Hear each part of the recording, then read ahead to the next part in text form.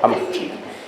Vamos a cubrir esta área que es tan importante y por eso les hice la pregunta a algunos de ustedes. Cuando usted piensa en Dios como santo, ¿qué viene a su mente? ¿Sí? No sé la tarea que les vayan a dejar a ustedes porque yo trabajo por México, pero todas las preguntas que yo les hago, se las hago a manera de introducción porque ellos tienen que contestar. Entonces, como quien dice, si en la página 11 ustedes tienen 4 preguntas, ya se llevan contestada la primera. No sé qué tarea les van a dar aquí. Pero vámonos a la página 12, donde dice y nos habla sobre una persona que entró a la santidad de Dios. Ahora sí vamos a entrar a esa esencia hermosa de saber lo que es la santidad de Dios, porque a veces tenemos un concepto errado acerca de esto. 700 años antes de Cristo hubo un profeta que se le reveló el nacimiento, se le reveló el ministerio, se le reveló el propósito, se le reveló todas las cosas hermosas en las cuales él haría en la tierra, y se le reveló también su sufrimiento, y también se le reveló su crucifixión, y se le reveló su ascensión. Este profeta se llama Isaías. Es el único profeta que se le revela lo más grande en cuanto al reino mesiánico. Por lo tanto, como tiene una revelación tan extensa, considerado entre uno de los profetas mayores, no solamente por su contenido, ya que su libro es muy grande, sino también por la esencia que se le revela a él, pero a él se le da la revelación no en un sueño, como sucedió con algunos otros profetas, no por medio de alguien, como se le habló a algunos de los profetas, sino que esta revelación él la recibe en ese lugar maravilloso de la santidad de Dios. A pesar que él había entrado al templo, y el propósito y el objetivo por el cual él venía al templo era para llorar la muerte de Uzías, porque Uzías fue uno de los reyes o de los gobernantes que había más temido a Dios, y aunque en el último tiempo de su reinado cometió muchos errores, por lo cual tuvo que sufrir las consecuencias, aún sin embargo Uzías era considerado una de las personas que más llevó al pueblo al temor de Dios. Y él viene al templo porque el propósito de él era venir a llorar, como lo hacemos muchos cuando hemos perdido a alguien que tanto amamos. El propósito de él era venir a llorar la muerte de Uzías. Isaías era considerado un hombre recto. La nación lo tenía como un hombre con una rectitud impecable, como un profeta que cuando hablaba con la verdad. Un profeta que aun cuando tenía que traer el juicio de Dios sobre la nación, la gente se callaba, no le daba la contraria, porque sabían lo que él era. Pero en esta ocasión él llega al templo y el propósito de él era llorar, simple y sencillamente. Así, llorar. Quizá no quería llorar delante de la gente, o no quería llorar en las calles, o no quería llorar en su casa, y él decide llegar al templo a llorar. Pero los propósitos de Dios no era que Isaías viniera al templo a llorar, sino que él tenía que entender que él venía a ministrar, como dijo mi hermano. Él tenía que entrar a un tiempo de una santidad hermosa. ¿Por qué? Porque el profeta del Antiguo Testamento era considerado un hombre solitario, era considerado un hombre desechado. Y la historia cuenta que si no hubiera sido por la vida de Uzías, a Isaías desde cuándo lo hubieran matado, porque los profetas eran muertos con mucha facilidad. Inclusive cuando bajaban de las montañas, porque ellos eran huraños, ellos no vivían entre el pueblo. Cuando bajaban de las montañas y entraban por las puertas de la ciudad, les preguntaban, ¿cómo es tu visita? ¿Qué quieres? ¿Qué traes? Porque sabían que el profeta entraba por las puertas de la ciudad, como podía traer una buena noticia, como podía traer juicio. Y en ocasiones no contestaba, simple y sencillamente él caminaba hasta enfrente de donde estaba el rey. Y desde afuera de la casa del rey le empezaba a gritar, escúchame rey, porque el juicio viene sobre ti. Porque tú has hecho lo incorrecto delante de Jehová, y por lo tanto, la guerra que tienes con los amalecitas o con los asirios, dependiendo del enemigo que este rey tuviera en ese momento, sábete rey que mañana caes en las manos de ellos y tu cabeza será colgada. Inmediatamente a eso, yo creo que todavía me acababa de decir cuando venían los guardias y lo apresaban. Y hubo una ocasión en que un rey dijo, a ese me lo agarran y me lo ponen en cadenas y le dan pan y agua hasta que yo regrese de la victoria, porque lo que está diciendo no es cierto, y nunca regresó el rey. Así eran los profetas, así eran. Yo siempre he dicho que se necesita un profeta, pero de veras con la unción de Dios, no con los cuentos, con la unción de Dios. Que vaya y se le pare a Peña Nieto enfrente y que le diga la corrupción que está en aquel país. Como Juan el Bautista, que le arranquen la cabeza. Aunque le arranquen la cabeza, no importa. Sí. Significa entonces que él viene al templo, pero Dios no deseaba tanto ver sus lágrimas por Usías. Ese no era el propósito de Dios. Dios lo trajo al templo porque quería enseñarle algo especial, en lo cual nosotros en esta mañana tenemos que aprender mucho. Significa que cuando el rey Usías muere en el siglo 8, a pesar que su reinado fue importante, pero sí fue un reinado que también tuvo mucha corrupción. Los últimos días de Usías fueron muy trágicos. Y aquí encontramos que en esta porción bíblica, si ustedes gustan, dice hasta la página 16, Isaías entra a la santidad de Dios. No era tanto ir a llorar a Usías. Él sí quería llorar a Usías, pero Dios dijo, no, tú no vienes a llorar a Usías. En muchas ocasiones Dios rechaza las lágrimas que puede haber en nuestros ojos cuando solamente venimos al templo a llorar lágrimas de cocodrilo y acabarnos las cajas de los Kleenex. Pero Dios en esta ocasión le tenía a Isaías un trabajo especial. Tú vienes aquí porque vas a entrar a mi santidad. Yo me voy a mostrar a él. Y entonces el libro de Isaías nos empieza hablando en el capítulo 6, que él miró un trono alto y sublime. Y cuando él mira ese altar hermoso, él tiene una visión de lo que es la angelología. Y él mira serafines que tenían 6 alas y con 2 se cubrían el rostro, con 2 volaban y con 2 se cubrían los pies. ¿Qué significaba esto de cubrirse el rostro?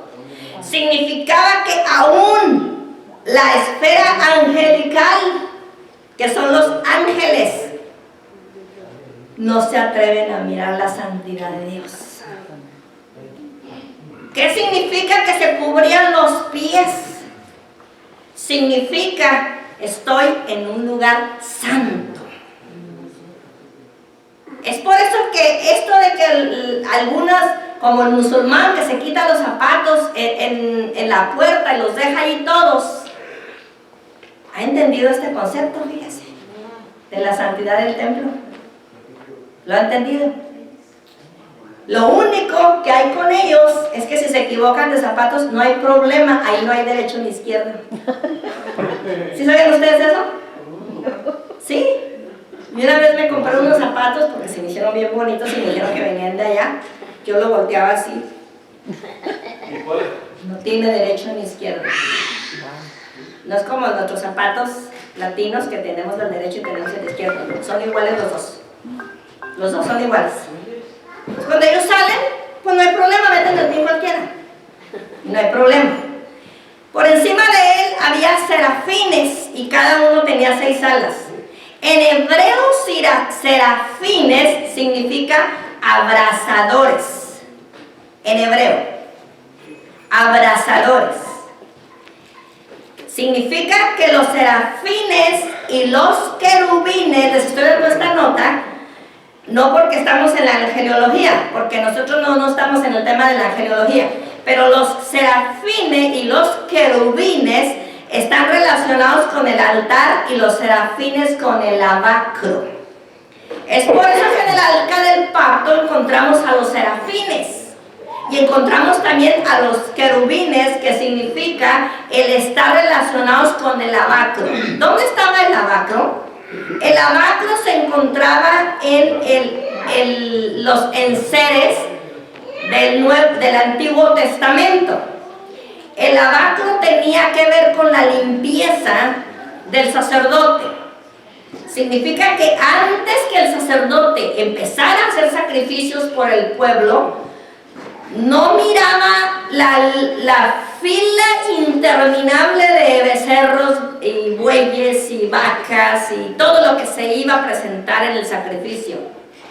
Él primero tenía que ir al lavacro y lavarse las manos en el lavacro y también el rostro. Él no podía empezar a ministrar y a ofrecer sacrificios en el altar del holocausto hasta que entrara por el lavacro. Y es por eso que los serafines tienen que ver con el lavacro. No, disculpe, los querubines tienen que ver con el lavacro y los serafines, que significan abrazadores, con la santidad de Dios. Los serafines no son seres humanos pecadores con corazones impuros, y aún, sin embargo, no se atrevían a ver a Dios. No se atrevían. Pero siendo seres angélicos, son criaturas, porque son creados. ¿Y sabe qué? Déjeme decirle algo importante. A pesar que son seres angélicos y creados, estos quieren hacer el trabajo que nosotros hacemos, si es que lo hacemos. Si es que lo hacemos. Pablo recibió esta revelación y dice que ellos se asoman a la tierra y quieren venir a evangelizar. Y Dios no les permite. Y a nosotros nos dejó en la tierra hacerlo y no lo hacemos. Es por eso que Pablo dice: lo que quiero hacer y lo que debo hacer y lo que no debo hacer, eso voy y hago. Significa entonces esto que a pesar que son criaturas y de su elevada posición como participantes de los ejércitos celestiales, tienen que cubrir sus ojos para no ver directamente el rostro de Dios. Pero aquí encontramos entonces que ellos en este altar repiten 3 veces la palabra santo, santo, santo. Jehová de los ejércitos, toda la tierra está llena de tu gloria. Empiezan a hacer esta repetición. Ahora vamos a ver por qué repiten ellos 3 veces. Porque esto se llama la ley de la repetición. Y cuando nosotros en la Biblia encontramos la ley de la repetición, cuidado, tengamos especial atención, porque se nos va a decir algo muy importante. Jesucristo usó la ley de la repetición cuando dijo: de cierto les digo. Y aquí encontramos que en esta porción bíblica de Isaías encontramos la ley de repetición proclamando la santidad de Dios a través de 3 palabras maravillosas y seguidas, que es santo, santo, santo, usando la ley de la repetición. Tomen esta nota que es muy importante. Los querubines se relacionan con la santidad de Dios que ha sido ofendida. Y apunte la cita. Génesis 3, 22 al 24. Los querubines se relacionan con la santidad de Dios que ha sido ofendida. Génesis 3, 22 y 24. ¿Qué había en el paso del paraíso? ¿Puede repetir lo que dijo ahorita? Los querubines se relacionan con la santidad de Dios que ha sido ofendida. Y les di la cita. Génesis 3, 22 y 24. Cuando Adán y Eva pecaron, los pusieron de guardia. ¿Por qué los pusieron de guardia? Porque habían ofendido a Dios. Había habido ofensa. La santidad de Dios había sido ofendida. El muro que ellos crearon de separación era un mensaje de decir: tu pecado es incompatible con la santidad de que nosotros estamos viviendo. Significa que ahí encontramos en el paraíso que había sido ofendida la santidad de Dios. Ahora vamos a aplicar ese versículo bíblico. Porque cuando la ley de la repetición la vemos enmarcada en algunas porciones bíblicas, siempre busquemos leyes de repeticiones en otro lado. Porque algo importante nos quiere decir el texto bíblico. En el paraíso se había ofendido la santidad de Dios. En esta ocasión en que tiene la revelación Isaías, en este lugar, también se había ofendido la santidad de Dios. ¿Por qué? Porque cuando Dios le habla a Isaías, le empieza a dar una lista interminable de las cosas que ellos habían hecho. Significaba entonces que el pueblo de Israel había tenido ya la culminación de sus pecados. A pesar de que Uzías había sido un rey bueno, en el último tiempo de su reinado, este rey transgiveró los mandatos de Jehová. Y como consecuencia de eso, el pueblo empezó a hacer muchas cosas que a Dios le desagradaban. Y por eso Isaías llega al templo, supuestamente él venía a llorar a Uzías, pero Dios tenía algo más importante que hacer con la persona de Isaías. Dios quería que Isaías entrara a la santidad de Dios, para que allí adentro de la santidad de Dios poder revelarle lo que el pueblo de afuera estaba haciendo. Porque él le iba a mandar un mensaje a ese pueblo de las cosas que le iban a suceder, pero era necesario que Isaías primero entrara a la santidad de Dios. Es por eso que no podemos aceptar en ningún momento que una persona que no ha estado dentro de esa santidad, que una persona que no vive la santidad pueda entrar a proferir juicio contra otros.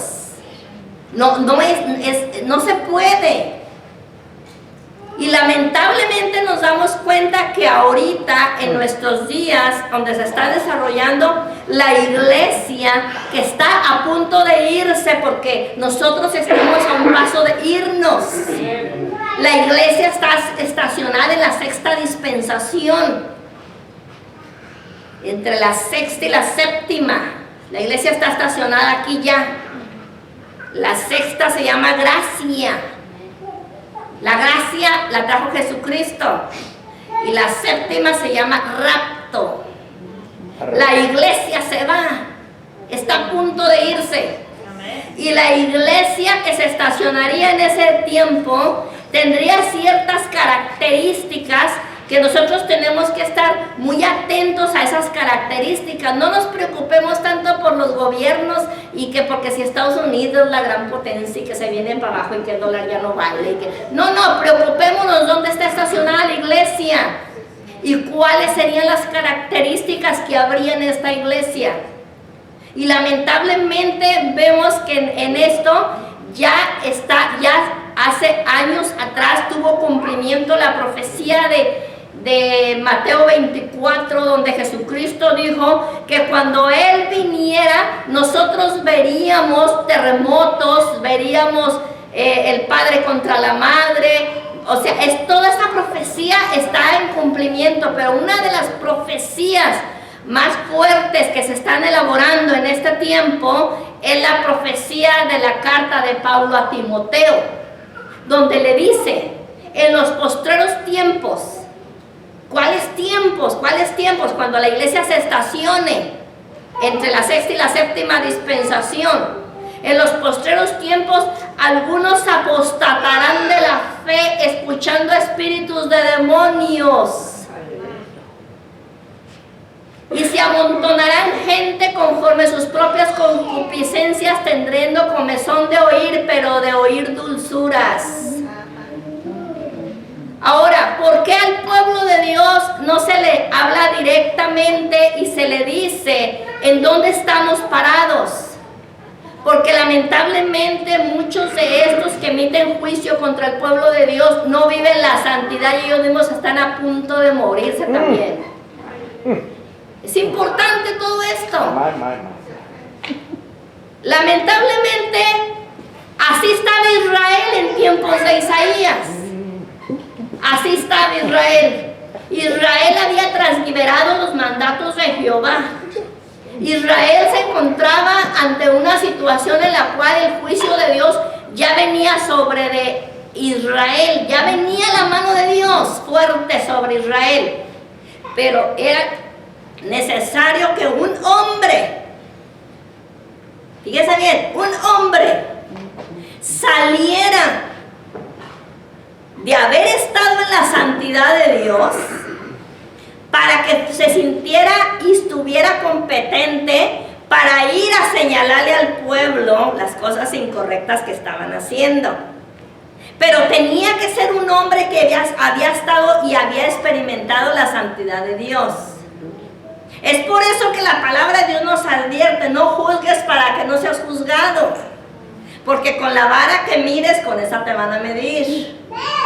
En cambio, cuando una persona ha vivido la santidad de Dios, esta persona sí tiene entonces la capacidad de poder ir ante el pueblo y poder decirle al pueblo, cuando ha vivido la santidad de Dios, entonces las cosas incorrectas que están mal dentro del mismo pueblo de Dios. Y oiga, yo me entero de cosas adentro de las iglesias, Dios mío, que dan horror. Dan horror, de veras. El pueblo de Chiapas, que es un pueblo indígena, ha entrado mucho evangelio. Chiapas, considerado tierra de sangre. San Juan Chamula, juntamente con Santa Catarina, Juquila, Oaxaca, dos pueblos llenos de demonios, que usted entra y camina por las calles de esos pueblos y usted siente la presencia horrible en esos lugares, que usted mejor se quiere ir de allí. Si iba a comprar algo, mejor te compre en otro lugar. ¿Sabe por qué? Porque no solamente ha sido la sangre de los mártires que se ha derramado allí, no es eso, sino lo que hace la iglesia evangélica allá adentro. Y uno puede decir, no, son estos que no conocen al Señor. No, son los que conocen al Señor.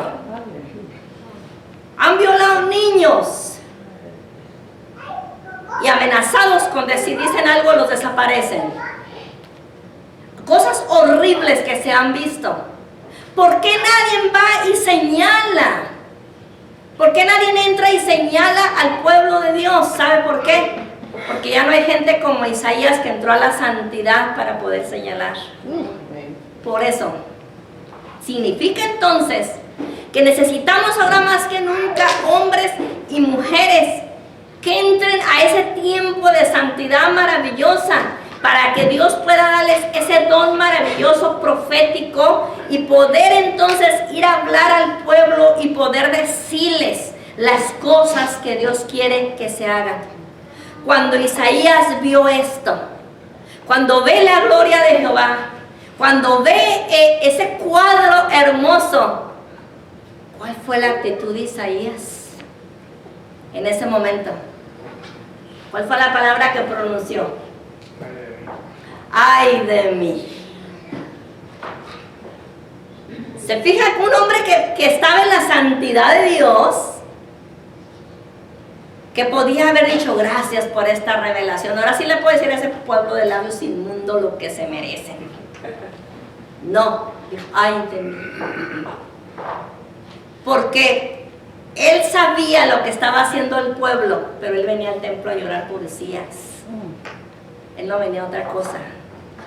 Significa que en ese momento vemos a un hombre que se quiebra ante la santidad de Dios, porque el que vive la santidad de Dios es un hombre o una mujer que se quiebra y que cuando entra a ese lugar maravilloso de su santidad, lo único que puede decir es, ¡ay de mí! No puede decir nada más, porque entra en ese momento ese sentir de inmundicia. Es por eso que cuando Dios viene el creyente y se acerca a esa santidad hermosa, maravillosa, como la que ustedes expresaron, la hermana dijo de blancura, la hermana dijo de paz, cuando se acercan a ese momento hermoso y maravilloso, mientras más nos acercamos a la santidad de Dios, más inmundos nos sentimos. Más inmundo nos sentimos. Y entonces él dice, ¡ay de mí! Porque siendo un hombre de labios inmundos, ¿se acuerdan que les dije quién era Isaías? Lo consideraban recto. Isaías podía haber dicho que él se basaba en las justicias de lo que el pueblo de afuera decía de él, pero él se doblega ante la presencia de Dios y reconoce y dice, ¡ay de mí! Que habito en un pueblo de labios inmundos, un pueblo inmundo. Mis ojos han visto la presencia de Jehová, y no hay hombre que viva y lo cuente. Entonces significa esto, mis hermanos, que entrar a la santidad de Dios es descubrirnos tal y como somos, quitándonos la religiosidad, el ministerio, todo lo que nos pudiera estorbar para entrar a esa presencia maravillosa de Dios. Entonces entrar desnudos, dejando nuestras justicias propias, dejando todo lo que nosotros pensamos que tiene un grande valor para nosotros. Es ahí donde se caen los títulos de los cuadros. Es ahí donde nosotros no valemos nada.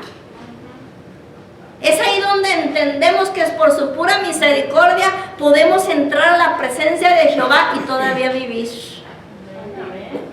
Y nos sentimos seres inmundos, impuros.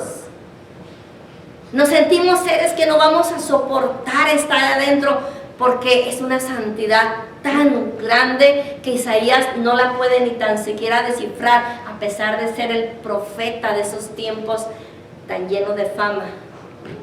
No la soporta y solamente pronuncia, ¡ay de mí! ¡Ay de mí! Los serafines, apunta esto, los serafines se relacionan con el problema de la impureza en el pueblo de Dios.